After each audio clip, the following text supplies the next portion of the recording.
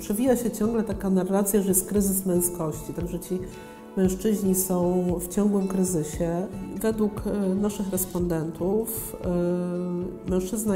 88% mężczyzn uznało, że mężczyzna idealny jest taki opiekuńczy względem dzieci, natomiast to, jak oni siebie ocenili, znacznie niżej, także 55% uznało, że oni są tacy. Teraz jest trend tradwife, tak? Czyli tych dziewczyn, które postanowiły nie pracować, zajmować się rodziną, domem i tak dalej.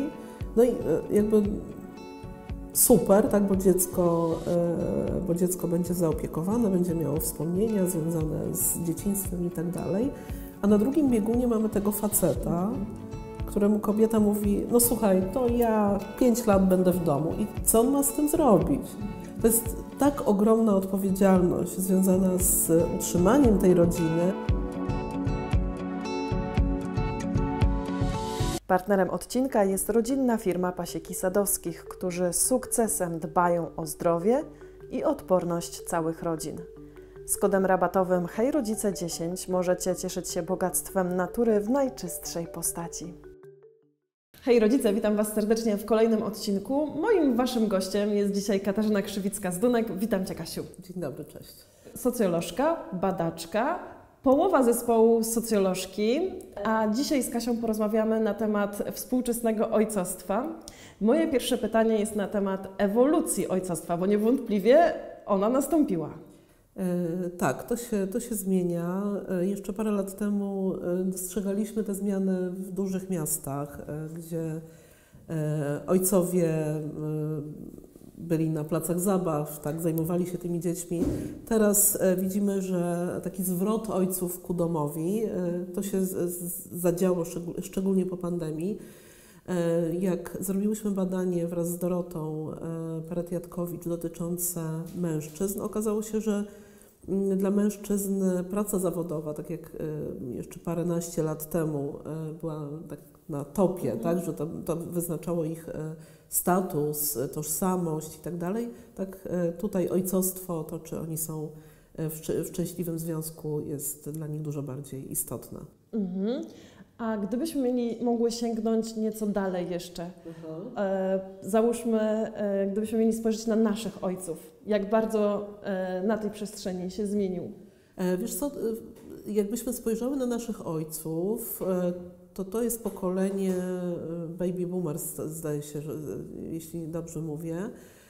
To byli głównie ojcowie nieobecni, tacy, którzy pracowali zawodowo, zajmowali się, ich główną rolą było zapewnienie bezpieczeństwa finansowego rodzinie.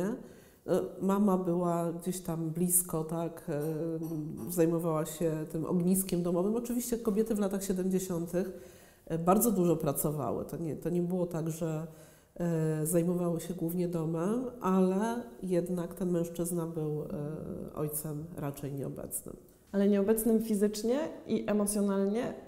Wiesz co, fizycznie to był w pracy, tak, a kiedy wracał, to miał swoje zajęcia. Ja mam taką figurę ojca, chyba z Mikołajka, jak on przychodzi z pracy i rozkłada gazetę, tak, i nie można mu przeszkadzać, no to jest trochę taki stereotypowy, tradycyjny model ojcostwa. I czy możemy powiedzieć, że ten wzór ojca, ten model już zaniknął? Nie, on nie zaniknął, bo mamy ojców tradycyjnych. My z kolei też robiłyśmy badanie rodzin swego czasu i tam były cztery typy rodzin. Jedną z nich była właśnie rodzina tradycyjna, gdzie ten ojciec miał swoją rolę właśnie związaną z finansami, było do wyznaczania zasad, mama właśnie dom, ale generalnie każdy tą swoją rolę ma jasno opisaną w tej rodzinie tradycyjnej. Kolejnym typem rodziny jest rodzina wspierająca i tutaj już mamy taki model, że wsłuchujemy się w potrzeby dziecka. Jak dziecko wykaże jakiś talent, to my już tam, wiesz, szukamy jakichś zajęć, tam dziecko, wiesz, patykami gdzieś tam w krzesło wali, no to może perkusja. I tutaj w tej rodzinie wspierającej rodzice tak jak no, jakby sama nazwa wskazuje na to, że wspierają to dziecko, ale też siebie nawzajem w tym wychowaniu i jest to takie partnerskie. Oczywiście można to dziecko zagłaskać i gdzieś tam zapomnieć o sobie, ale jest ten model taki partnerski, także ten ojciec bardzo mocno uczestniczy w wychowaniu. Trzecim typem jest rodzina delegująca. To jest rodzina taka, gdzie stawiamy na to, żeby dziecko było samodzielne i istotne jest to, żeby tak przygotować dziecko do dorosłości, właśnie żeby było samodzielne, żeby ono sobie poradziło. Tutaj takim napędem bardzo mocnym są sukcesy w przyszłości, więc no dobrze, to będziesz chodzić na angielski, bo możesz studiować tutaj, tak? Będziesz się uczyć tego. To jest bardzo takie pragmatyczne podejście. To są trochę dzieci takie w dawnych czasach z kluczami na szyi. I tutaj, jeżeli byśmy się odnieśli do ojca z tej rodziny, ale też do matki, ci rodzice starają się zachować taką przestrzeń swoją. No dobrze, stałem się rodzicem, ale nie będę rezygnować z tego, że co czwartek chodzę na piłkę, tak? Albo co piątek mam jakieś tam inne swoje zajęcia. I czwartym typem rodziny jest rodzina niekonsekwentna i tutaj jest po prostu taka, wiesz, miszmasz. Może być tak, że ojciec na przykład pracuje, nie wiem, pracuje za granicą albo przyjeżdża tylko na weekendy, bo pracuje w innym mieście.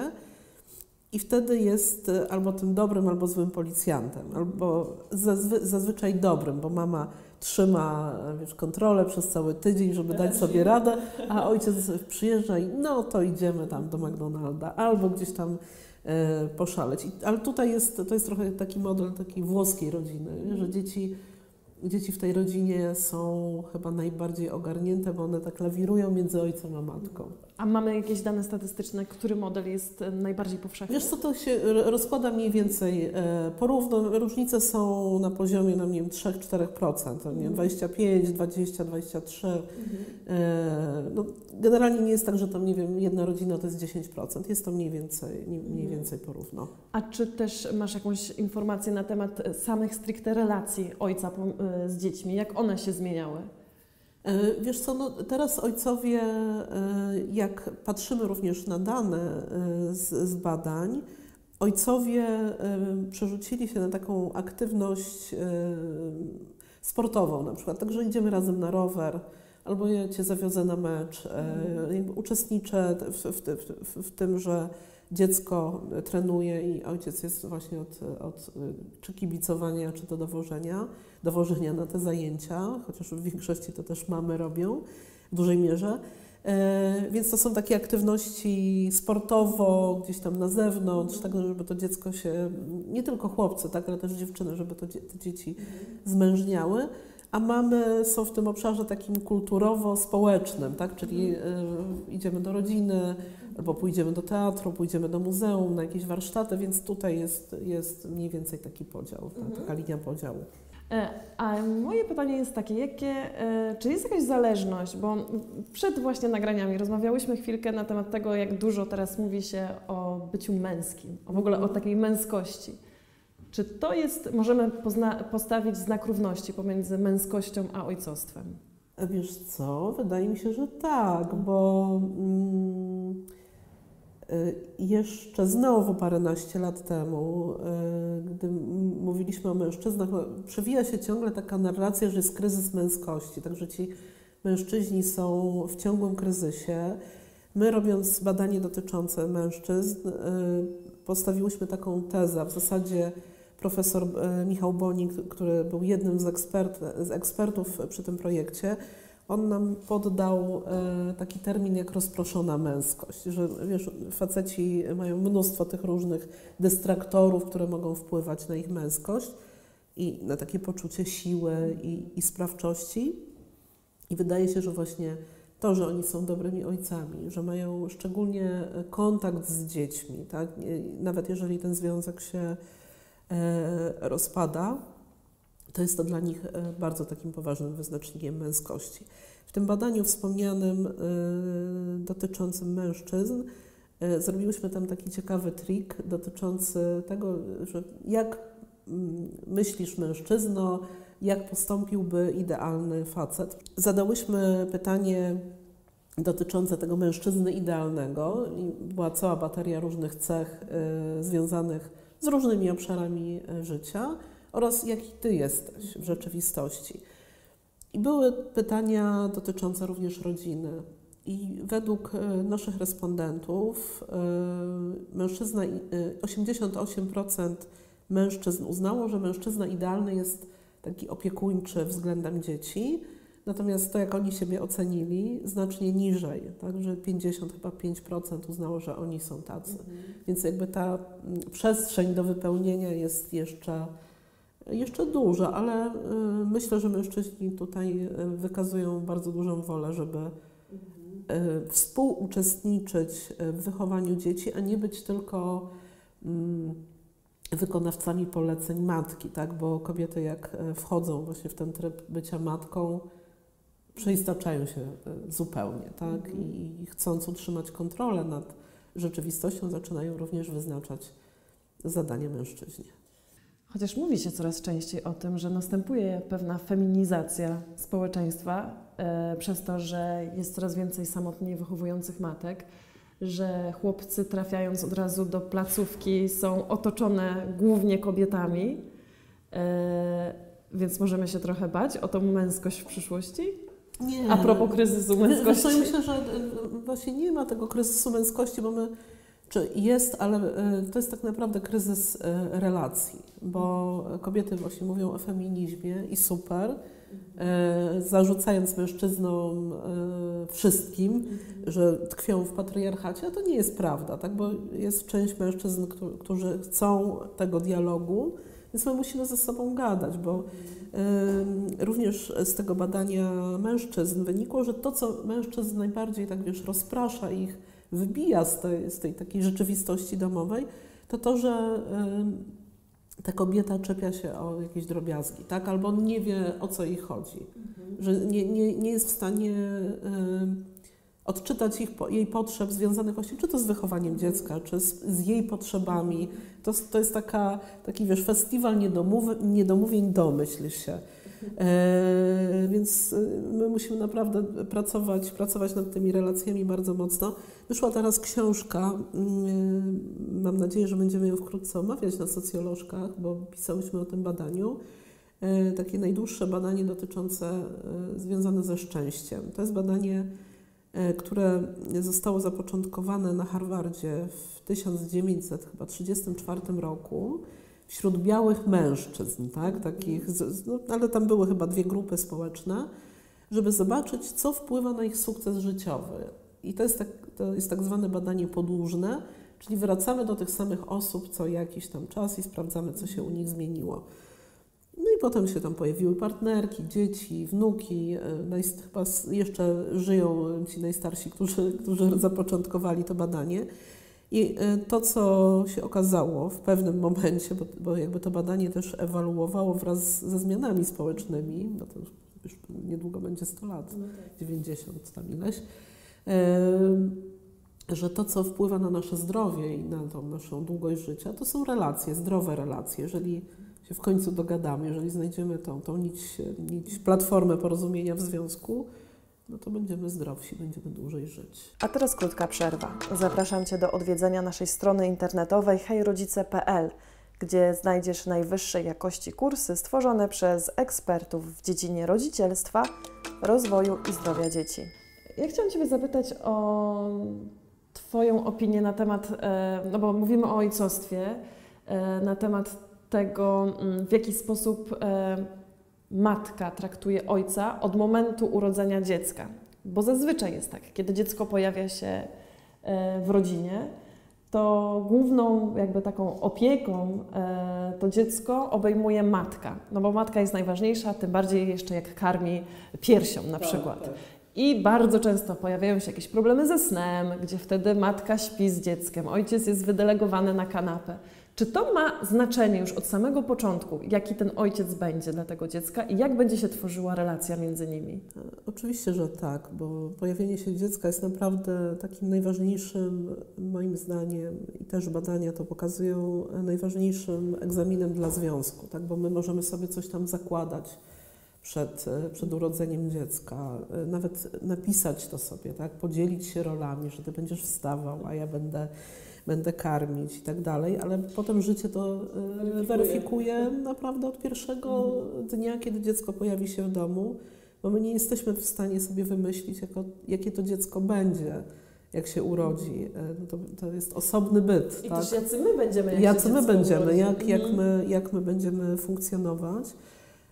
Bo może być tak, że nie wiem, jest matka, która jest, no tam jest po 30, ma 30 parę lat i jest już osobą, która, wiesz, jest dojrzała, tak pewnie ma to życie zawodowe poukładane i więc teraz dziecko, tak? A nagle się okazuje, że że ona jest ogarnięta w życiu zawodowym, nie będzie oznaczać, że ona sobie od razu poradzi z tym dzieckiem, więc to, że kobiety w ten sposób postępują, że ten mężczyzna śpi na kanapie, czy jest jakoś odsuwany od tego dziecka, że ona chce wszystko sama robić, a potem narzeka, że jest przepracowana, to jest nic innego jak próba takiego, wiesz, złapania kontaktu z ziemią, tak? Czyli odzyskania kontroli, bo kobieta, jak się staje matką, ona też jest pod bardzo dużą presją. Tak jak ty powiedziałeś, że no jeszcze karmi piersią, ale wiesz, może też nie karmić piersią i gdzieś tam ma z tyłu głowy, jak jest, nie daj Boże, na jakiejś grupie zamkniętej na Facebooku, czy gdzieś, że powie, że ona chce sprzedać laktator, bo nie może karmić piersią, no to się wtedy zaczyna. Więc kobieta, jak staje się matką, to naprawdę ma, wiesz, tych bodźców takich, a nie powinnaś karmić słoiczkami. Powinnaś karmić piersią najlepiej tam do 3 roku życia, albo jeszcze i dłużej. Albo w chuście, albo śmak.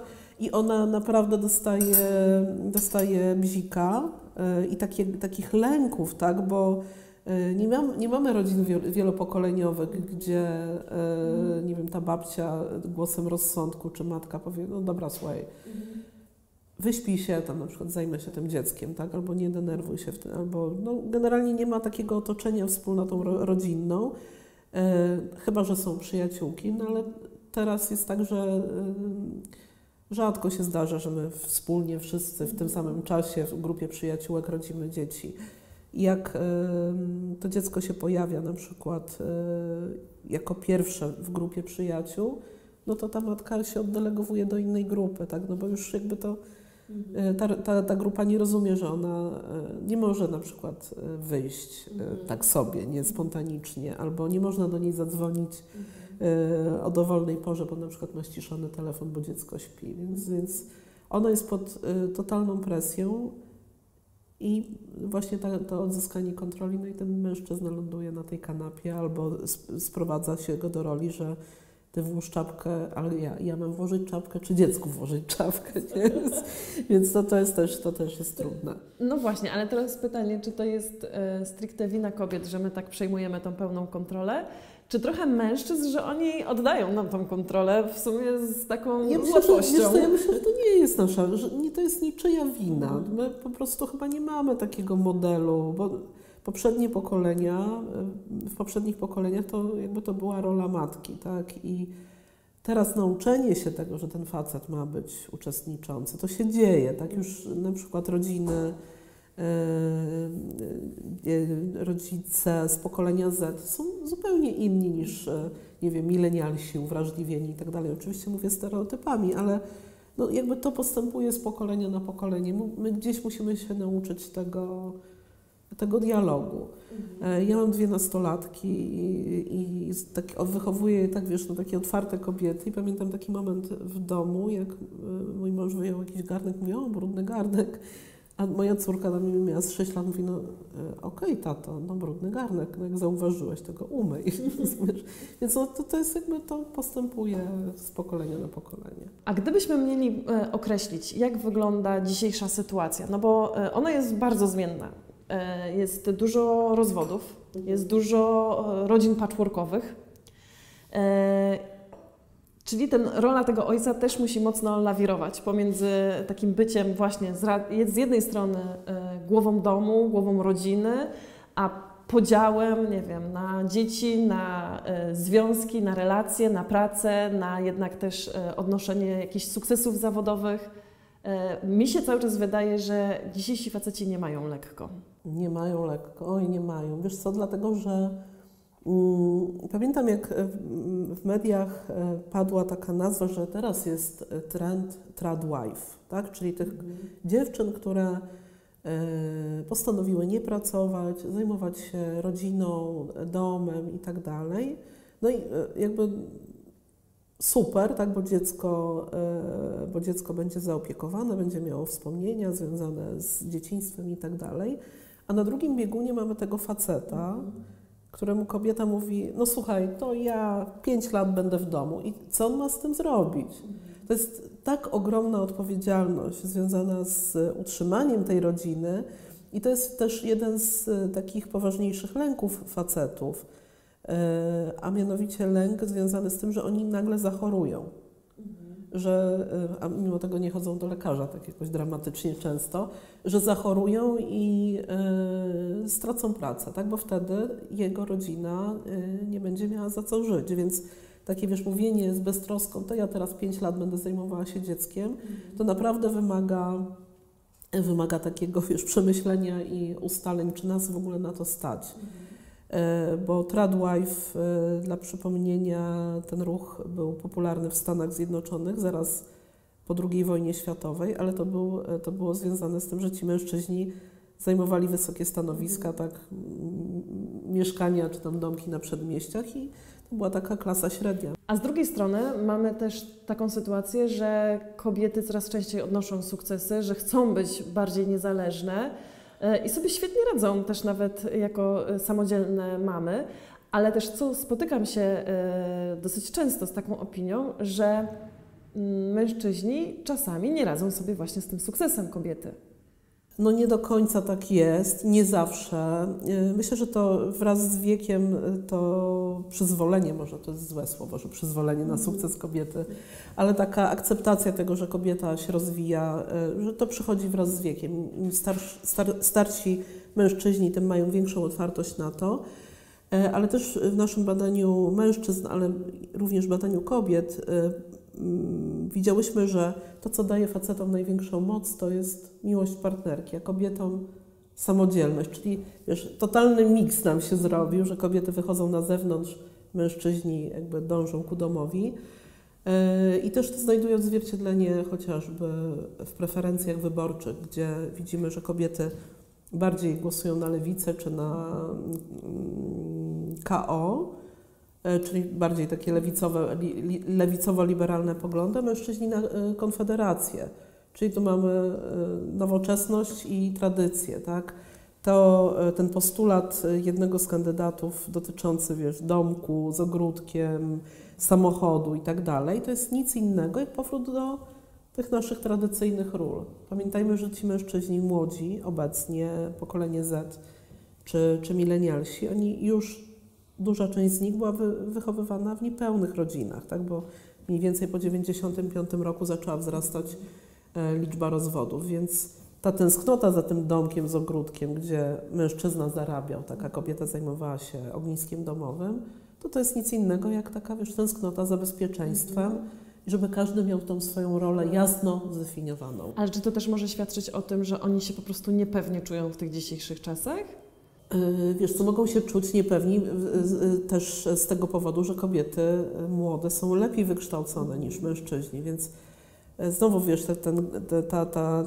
ten gap, mówiąc brzydko, pomiędzy nimi rośnie, tak? No bo gdzieś tam, gdzie możemy się porozumieć. Jak skomentowałyśmy wyniki ostatniego sondażu przedwyborczego, pojawiła się komentarz jednej z dziewczyn, że jak ja zaczynam, tam jestem na randce i chłopak mówi, że on głosuje na Konfederację, to już dla mnie to jest koniec, tak? To już koniec, ja wychodzę, więc nie dogadamy się.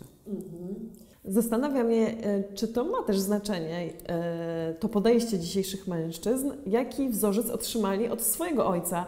tego ojca, który był właśnie, jak wspomniałaś, często nieobecny i fizycznie, i emocjonalnie.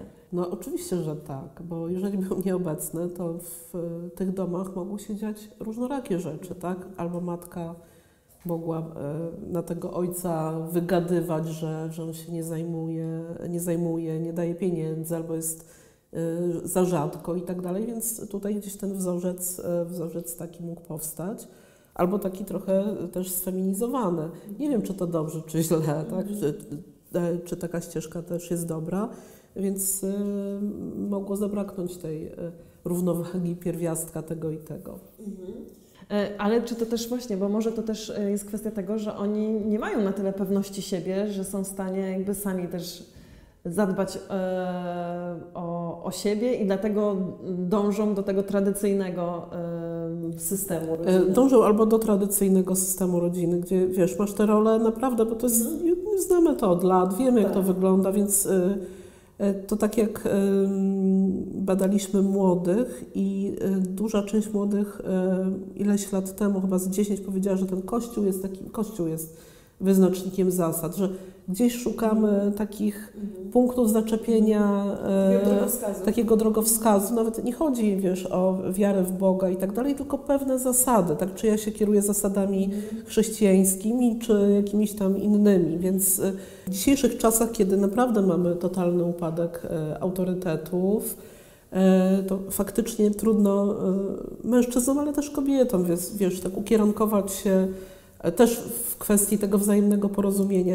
Kiedy robiłyśmy badania młodych, które cyklicznie realizujemy i zaczęłyśmy, jak milenialsi byli młodzieżą, to wówczas były takie autorytety typu, nie wiem, Jan Paweł II, Steve Jobs, takie, wiesz, konkretne postaci, a teraz mamy jakby zlepek, że od tej postaci to ja sobie wezmę to, będę taki jak ta osoba i tak dalej, no ale nadal ta matka pozostaje kluczowym autorytetem dla młodych osób, niezależnie od płci, ale to jest związane z tym, że ona w tych swoich działaniach jest autentyczna, także ten model taki wychowawczy już nie jest taki, że matka jest jak ta, wiesz, skała, tylko ona też czasem płacze, czasem ma momenty kryzysowe i to dzieci widzą, tak? Ale podnosi się i tam, dobra, pojedziesz na ten obóz, tak? Ja tutaj zrobię wszystko i ta matka jest jak ten filar.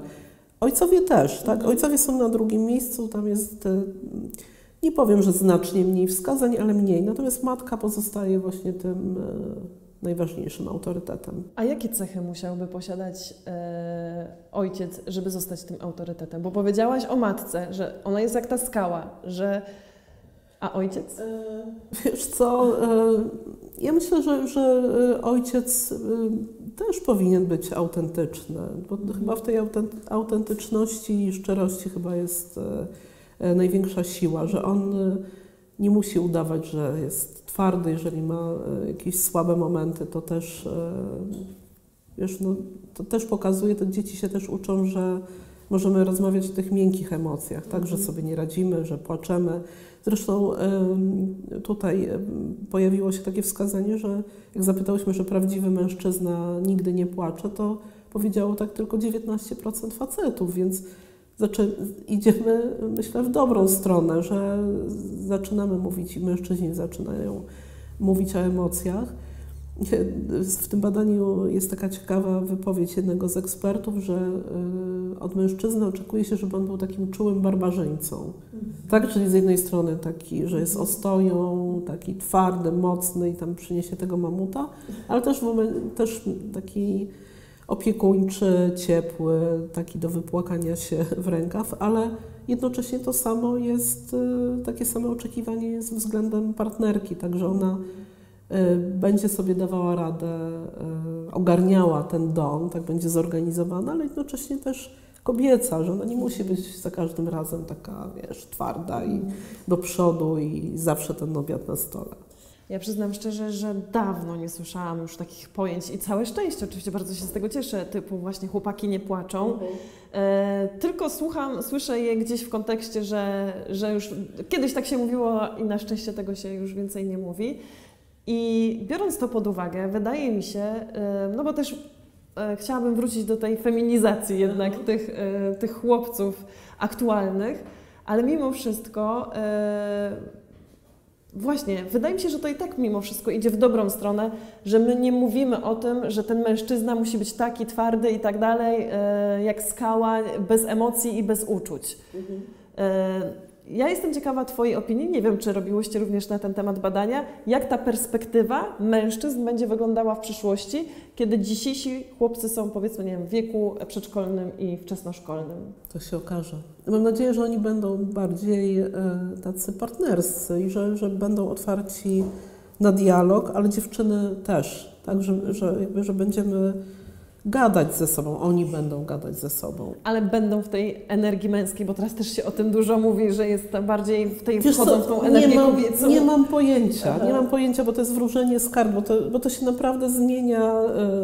Tak jak w 2015 roku realizowałyśmy badanie młodych i jak pisałyśmy raport w październiku i oddałyśmy go, wiesz, po prostu do czytania naszym klientom, to wtedy PiS zwyciężył i wtedy były silne te tradycyjne wartości. Potem się to zmieniało i to naprawdę chodzi tak ciężko przewidzieć. Ale ja mam nadzieję, że te relacje i moc relacji będzie nabierała coraz większego znaczenia, bo jesteśmy w dobie ciągłych kryzysów i o tych kryzysach się mówi non-stop, tak? A to wojna, a mieliśmy pandemię, płonęły lasy w Australii, kryzys klimatyczny i tak dalej. Młode osoby są w tej ciągłej takiej narracji o kryzysach, a w kryzysach tak naprawdę najbardziej nam jest potrzebny drugi człowiek. Będziemy o tym szerzej mówić, ale już ciśnie mi się po prostu pytanie na usta. Jak w takim razie mówić o tym, że będziemy cały czas dbać o relacje, kiedy kontaktujemy się przez telefon, kiedy jakby zatracamy ten kontakt bezpośredni, a młodzi coraz bardziej, kiedy, nie wiem, zastępuje nas bardziej AI niż drugi człowiek. Wiesz co, na szczęście oni też dążą do tego, żeby gdzieś tam się mimo wszystko spotykać. Ja wiem, że są media społecznościowe i one robią taką robotę, że jakby te dzieciaki mają, wiesz, większe grono znajomych, niekoniecznie bliskich. Natomiast też pandemia nam pokazała, jak robiłyśmy badania po pandemii, że zaczęliśmy stawiać, wiesz, znaczenie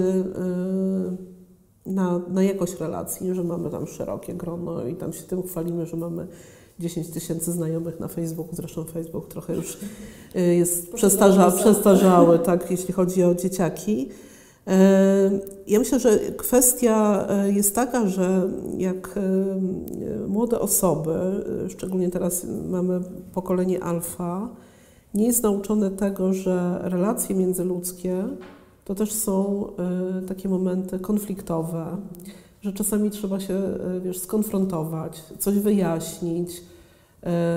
Media społecznościowe i komunikatory pozwalają na to, że cię zablokuje cię i zniknę, zghostuję. Jest jeszcze takie pojęcie zombing, że ten, kto cię zghostował, nagle się znowu pojawia, zaczyna cię zaczepiać. Też to śledzimy. I myślę, że mam nadzieję, że dziś edukacja nasza pójdzie też w tym kierunku, że poza tam, wiesz, wklepywaniem archaicznych regułek, my zaczniemy się uczyć takich miękkich umiejętności, że są konflikty, które trzeba rozwiązać, że nie zamiatamy tego pod dywan, ale jak chcemy zamieść, no to też w jakiś sposób trzeba to zrobić. Że jeżeli się coś tam rozpada, związek, to nie jest koniec świata, jak się ma tam, nie wiem, paręnaście lat, także jakby życie jest przed tobą i to jest kolejne doświadczenie, więc myślę, że tutaj też jest duże pole do popisu dla szkoły, dla psychologów, dla rodziców. Chciałam tylko zauważyć, że bardzo lubię właśnie słuchać socjologów, którzy, mam wrażenie, tak przywracacie nas na ziemię, bo psychologowie, albo w ogóle mnóstwo ludzi straszy na temat tego kryzysu relacji, o tym, że coraz dalej człowiek jest od człowieka, że coraz bliżej tych komputerów i internetu, A jednak badania, tak jak mówisz, pokazują, że wcale nie jest tak najgorzej i wcale ta perspektywa nie wygląda tak tragicznie. Wiesz co, ja myślę, że chyba trzeba, socjologia pokazuje przyczyny tych różnych kryzysów, tak? Skąd się to wzięło, ale też patrzę tak szerzej na te nasze relacje, bo faktycznie psycholodzy skupiają się na jednostce i jak przychodzą osoby na terapię, to mówią o samotności, Bo jest to problem też. Jest to problem, że grozi nam kryzys samotności, ale związany właśnie z tym, że my nie potrafimy w te relacje.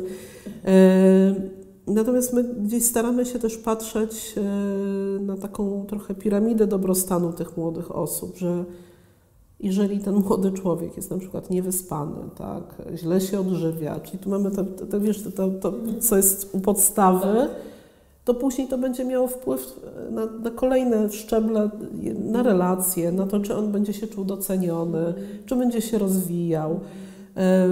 Ja bardzo lubię to określenie, jak właśnie paręnaście lat temu, jak milenialsi byli młodzieżą, było to określenie FOMO, czyli Fear of Missing Out. Także ja muszę po prostu być wszędzie, tak? Muszę być w tym miejscu, bo mnie coś ominie. Jak przyjedzie ten pociąg i ja do niego nie wsiądę, to kolejny nie nadjedzie.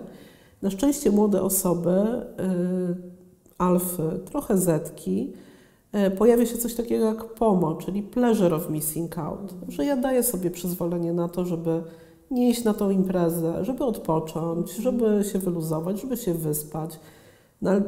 W top 3 ulubionych czynności młodych jest słuchanie muzyki, oglądanie seriali i sen. A wiesz, seks i tak dalej, to gdzieś tam daleko, daleko w tyle. Oni naprawdę muszą mieć przestrzeń do tego, żeby odpocząć. I wtedy naprawdę mam nadzieję, że będą potrafili i gadać o emocjach, i kłócić się konstruktywnie, i wierzyć w miłość. To jest świetna zapowiedź naszego kolejnego odcinka, który już niebawem pojawi się na kanale. Ja tylko chciałam jeszcze dopytać, czy gdzieś jest ten raport dostępny? Niestety ten raport komercyjnie sprzedajemy, natomiast na naszym profilu na Instagramie pokazujemy bardzo dużo danych z tego raportu. I są różne wywiady z nami, więc można to znaleźć też na naszej stronie, bo tam te artykuły gdzieś tam są zgromadzone. Bardzo dziękuję Tobie za rozmowę. Dziękuję Wam za uwagę. Będziemy wdzięczne, jeżeli podzielicie się z nami w komentarzu jakąś swoją opinią, refleksją. Być może macie jakieś pytania, to również zachęcamy do ich zadawania. Dziękujemy za wszelkie lajki, udostępnienia filmu, subskrypcje. Do zobaczenia w kolejnym odcinku już wkrótce.